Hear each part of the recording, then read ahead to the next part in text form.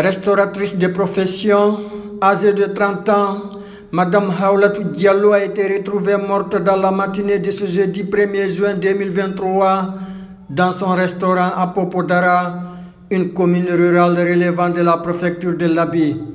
Elle était allongée aux côtés de sa fille de 8 ans avec qui elle a passé la nuit. Et, selon les informations confiées à guinématin.com, la pauvre femme est morte par asphyxie. Elle aurait inhalé du gaz carbonique qui a résulté la combustion du charbon de bois qu'elle avait dans un fourneau placé à l'intérieur de son restaurant. Haoulatou Diallo a passé toute la journée d'hier dans son champ de maïs. Elle est rentrée vers 18 h avec sa fille de 8 ans. Comme elle revend dans un restaurant au marché de Popodara, elle est partie pour acheter des condiments pour faire la préparation. Comme il pleuvait, elle a décidé de passer la nuit dans son restaurant avec sa fille de 8 ans. Malheur pour elle, la porte du restaurant ne se ferme que par l'extérieur.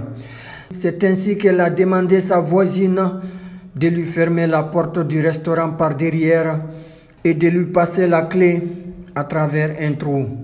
Ce qui fut fait. Haoulatou Diallo y a passé la nuit avec sa fille de 8 ans jusqu'au petit matin et elle s'est réveillée pour faire sa préparation. Elle a allumé le charbon du bois sur un fourneau.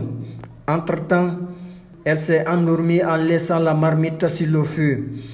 Et c'est la fumée du gaz carbonique qui l'a tuée dans son sommeil.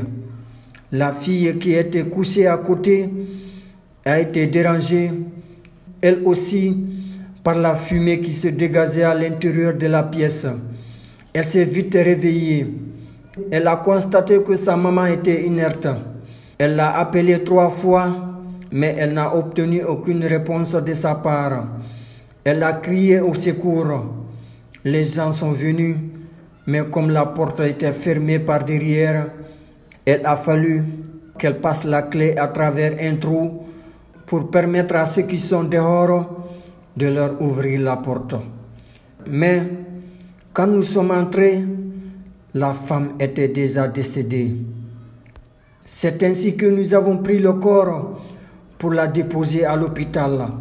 C'est après les explications de sa fille qu'on a compris que la dame est décédée par asphyxie, a indiqué Sadou Diallo, le responsable sous-préfectoral de la Croix-Rouge de Popodara.